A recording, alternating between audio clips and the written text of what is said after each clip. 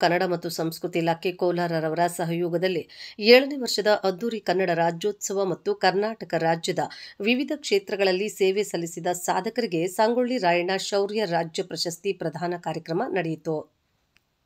ಪ್ರತಿನಿತ್ಯದ ವ್ಯವಹಾರಗಳಲ್ಲಿ ಅನ್ಯ ಭಾಷೆಯನ್ನು ಗೌರವಿಸಿ ಕನ್ನಡವನ್ನು ಬಳಸಿ ಉಳಿಸಿ ಎಂದು ಬಿಜೆಪಿ ಜಿಲ್ಲಾಧ್ಯಕ್ಷ ಓಂ ಶಕ್ತಿ ಚಲಪತಿ ಹೇಳಿದರು.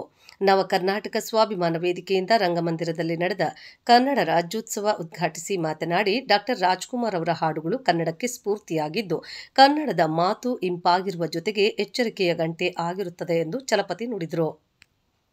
ನಿವೃತ್ತ ಮುಖ್ಯೋಪಾಧ್ಯಾಯ ನರಸಿಂಹಯ್ಯ ಮಾತನಾಡಿ, ಕಾವೇರಿಯಿಂದ ಗೋದಾವರಿಯವರೆಗೆ ವ್ಯಾಪಿಸಿದ್ದ ಕನ್ನಡದ ತಾಕತ್ತನ್ನು ಎಲ್ಲರೂ ಅರಿಯಬೇಕು. ದಿನನಿತ್ಯದ ಎಲ್ಲ ವ್ಯವಹಾರ ಕನ್ನಡದಲ್ಲೇ ಮಾಡುವ ಮೂಲಕ ಮಾತೃಭಾಷಾ ಪ್ರೇಮ ಮೆರೆಯಬೇಕು ಎಂದು ಸೂಚಿಸಿದರು. ಹೋರಾಟಗಾರ ಕನ್ನಡ ಮಿತ್ರ ವೆಂಕಟಪ್ಪ, ಶಿಲ್ಪಿ ಮುನಿರಾಜು ಮತ್ತು ಟೈಲರಿಂಗ್ ತರಬೇತುದಾರರಾದ ರಾಧಾ ಧನರಾಜ್ ಅವರಿಗೆ ಸಂಗೊಳ್ಳಿ ರಾಯಣ್ಣ ಶೌರ್ಯ ಪ್ರಶಸ್ತಿ ನೀಡಲಾಯಿತು. ನವ ಕರ್ನಾಟಕ ಸ್ವಾಭಿಮಾನ ವೇದಿಕೆ ರಾಜ್ಯಾಧ್ಯಕ್ಷ ಎಚ್ಎಂ ರಾಮಾಂಜನಪ್ಪ ಮಾತನಾಡಿ, ಸತತ 7 ವರ್ಷಗಳಿಂದ ಕಾರ್ಯಕ್ರಮ ಹಮ್ಮಿಕೊಂಡು ಬಂದಿದ್ದು, ವಿವಿಧ ಕ್ಷೇತ್ರಗಳಲ್ಲಿ ಸಾಧನೆಗೈದ ಮತ್ತು ಪ್ರತಿಭಾನ್ವಿತ ವಿದ್ಯಾರ್ಥಿಗಳಿಗೆ ಪ್ರಶಸ್ತಿ ಮತ್ತು ಸ್ಮರಣಿಕೆ ನೀಡಿ ಗೌರವಿಸಲಾಗುತ್ತಿದೆ.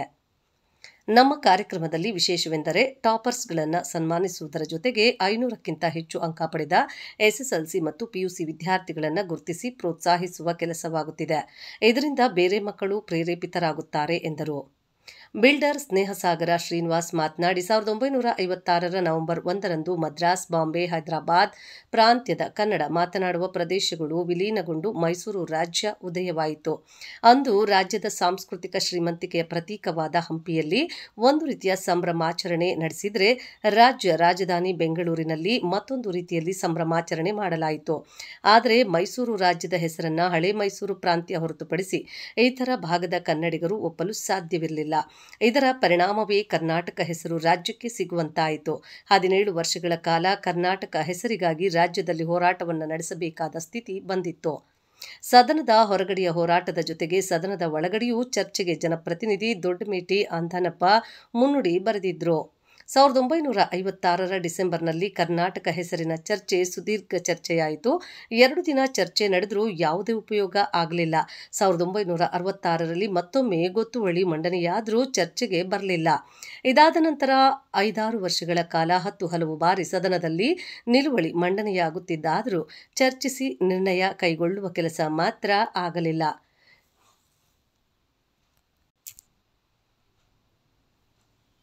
ಕನ್ನಡಿಗರ ಹೋರಾಟ ಮಾತ್ರ ಮುಂದುವರೆದಿತ್ತು. ಕವಿಗಳು, ಸಾಹಿತಿಗಳು ಕರ್ನಾಟಕದ ಹೆಸರಿನ ಪರ ಧ್ವನಿ ಎತ್ತಿದ್ರು. ಬಿಎಂ ಶ್ರೀಕಂಠಯ್ಯ, ಕುವೆಂಪು, ಮಾಸ್ತಿ ವೆಂಕಟೇಶ್ ಅಯ್ಯಂಗಾರ್, ಟಿಎಸ್ ವೆಂಕಣ್ಣಯ್ಯ, ಆನಾ ಕೃಷ್ಣರಾವ್, ತೀತಾ ಶರ್ಮಾ, ಕುಲಪುರೋಹಿತ ಆಲೂರು ವೆಂಕಟರಾಯರು ಸೇರಿದಂತೆ ಅನೇಕ ಸಾಹಿತಿಗಳು ಶಾಲಾ ಕಾಲೇಜುಗಳಲ್ಲೂ ಕರ್ನಾಟಕ ಸಂಘ ಹೆಸರಿನಲ್ಲಿ ಸಂಘಗಳನ್ನು ಹುಟ್ಟುಹಾಕಲು ಕಾರಣರಾಗಿ ಮೈಸೂರು ಹಾಗೂ ಕರ್ನಾಟಕ ಎನ್ನುವ ಹೆಸರಿನ ಚರ್ಚೆಯ ಕಾವು ಮತ್ತಷ್ಟು ಜೋರಾಗಿ ಇದರ ಪರಿಣಾಮವೇ ಕರ್ನಾಟಕ ಹೆಸರು ರಾಜ್ಯಕ್ಕೆ ಸಿಗುವಂತಾಯಿತು ಎಂದರು. ಕನ್ನಡ ಸಾಹಿತ್ಯ ಪರಿಷತ್ ಜಿಲ್ಲಾಧ್ಯಕ್ಷ ಗೋಪಾಲಗೌಡ, ಸಂಘಟನೆ ರಾಜ್ಯ ಉಪಾಧ್ಯಕ್ಷ ವಿಜಯಕುಮಾರ್, ಕಾರ್ಯಾಧ್ಯಕ್ಷ ಮುನಿರಾಜು, ರಾಜ್ಯ ಸಂಘಟನಾ ಕಾರ್ಯದರ್ಶಿ ನರಸಿಂಹಮೂರ್ತಿ, ನವೀನ್ ಒಡೆಯ, ಜಿಲ್ಲಾಧ್ಯಕ್ಷ ರವಿಕುಮಾರ್, ರಾಜ್ಯ ಕಾರ್ಯದರ್ಶಿ ಚಂದ್ರಪ್ಪ, ಸಿಎಸ್ ನರಸಿಂಹಯ್ಯ, ಸಾಮಾಜಿಕ ಹೋರಾಟಗಾರ್ತಿ ಲೀಲಾವತಿ, ಗಾಯಕ ವೆಂಕಟಾಚಲಪತಿ, ನಿರೂಪಕಿ ಮಂಜುಳಾ ಕೊಂಡರಾಜನಹಳ್ಳಿ ಇದ್ದರು. ಈ ಒಂದು ಕಾರ್ಯಕ್ರಮಕ್ಕೆ ಆಗಮಿಸಿರುವಂತಹ ಎಲ್ಲ ನಮ್ಮ ಪ್ರೀತಿಯ ಮಕ್ಕಳಿಗೆ ಹಾಗೂ ಅವರ ಕುಟುಂಬದ ತಂದೆ ತಾಯಿಗೆ ನಮಸ್ಕಾರ. ವಿಶೇಷವಾಗಿ ನಮ್ಮ ಒಂದು ಕಾರ್ಯಕ್ರಮಕ್ಕೆ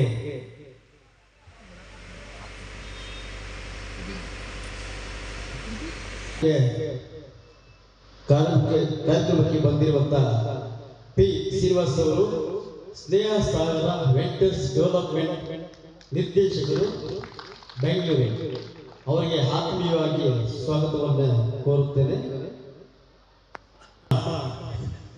ಕೋಲಾರ ಜಿಲ್ಲೆಯ ಯುವಕರ ಕಣ್ಣುಮಣಿ ಅಂತಿರ್ಬೋದು, ಹಾಗೆ ಬಿಜೆಪಿಯ ಜಿಲ್ಲಾ ಅಧ್ಯಕ್ಷರಾದ ಓಂ ಶಕ್ತಿ ಚಲಪತಿ ಸರ್ ಅವರು ಸಹ ಈ ಕಾರ್ಯಕ್ರಮಕ್ಕೆ ಬಂದಿದ್ದಾರೆ.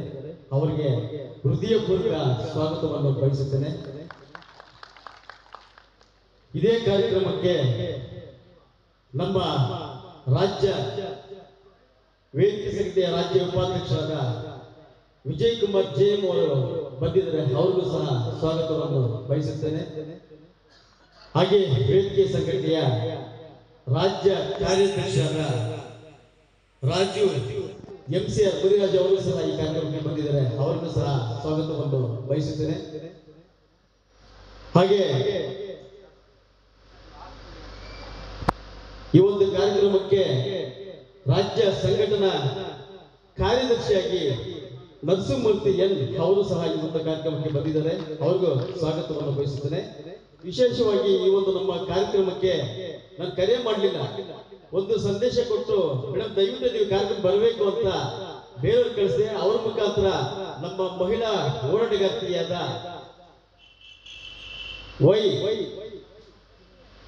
ಜೆವೈ ಲೀಲಾವತಿ ಅವರು ಸಹ ಅವರು ಹಲವಾರು ನಾಡಪರ, ಕನ್ನಡ ಪರ, ಪ್ರಗತಿ ಪರ ಹಲವಾರು ಸೇವೆಗಳನ್ನು ಆ ಹೆಣ್ಣು ಮಾಡ್ತಿದೆ. ಆಕ್ಚುಲಿ ನಾನು ಆಕೆನ ಸಾಮಾಜಿಕ ಜಾಲತಾಣದಲ್ಲಿ ಗುರುತಿಸಿದಷ್ಟೇ, ನನಗೇನು ಪರಿಚಯ ಇಲ್ಲ, ಒಂದು ಸಾರಿ ಭೇಟಿ ಮಾಡಿದಷ್ಟೇ. ಅಂತ ಒಂದು ಹೆಣ್ಣುಮಗು ಈ ಒಂದು ನಮ್ಮ ವೇದಿಕೆ ಕಾರ್ಯಕ್ರಮಕ್ಕೆ ಬಂದಿದೆ, ಅವರು ಸಹ ಸ್ವಾಗತವನ್ನು ಬಯಸುತ್ತೇನೆ. ಹಾಗೆ ನಮ್ಮ ಕೋಲಾರ ಜಿಲ್ಲೆಯ ಕನ್ನಡ ಸಾಹಿತ್ಯ ಪರಿಷತ್ ಅಧ್ಯಕ್ಷರಾದ